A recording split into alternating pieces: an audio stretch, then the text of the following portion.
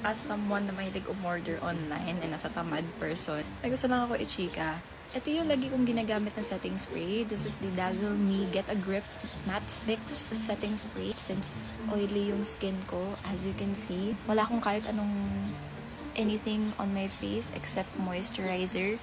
So, kitang-kita nyo lahat ng mga dapat itago. I've been using this for almost a year now siguro. I already know kung ano yung lapat niya sa face ko, yung amoy and everything.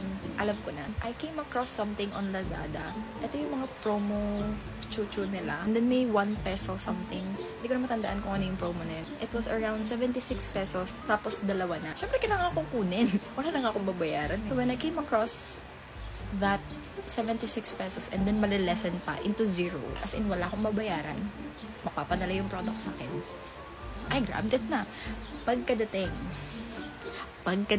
as someone who's been using this for almost a year now, I can already tell the difference.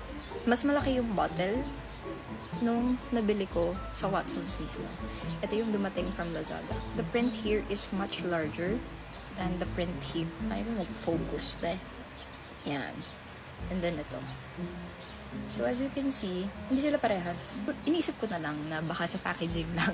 So ito. See that? Fine mist.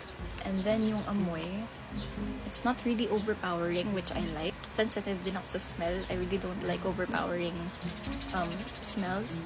Lalo-lalo na sa colognes. So, I'm not fond of those. Ito, nung tinry ko siya, I mean, yung mist niya is okay din naman. Like, look.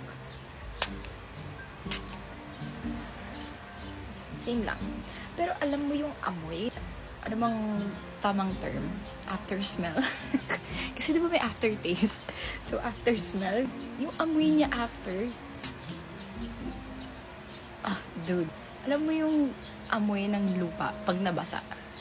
Ganun yung amoy niya. Whenever you meet someone, whenever you go out, you want to look your best. At least kung hindi man best yung itsura mo, you want to smell nice. So, kung ito yung nilagay mong setting spray sa mukha mo, like, dude, onting I don't know what to do. I mean, obviously, hindi ko ito gagamitin sa mukha ko because, first and foremost, hindi ko alam kung tunay yung nasa loob nito. Wala mo na akong binayaran to get these. So, natawa lang ako kasi this is the first time I got something. And, ito pa yung scenario. Siguro lesson learned na hindi na magpapabudol sa mga 1 peso something. Bibili na ako sa mismong Watson's. Gusto ko lang i-chika. Bye.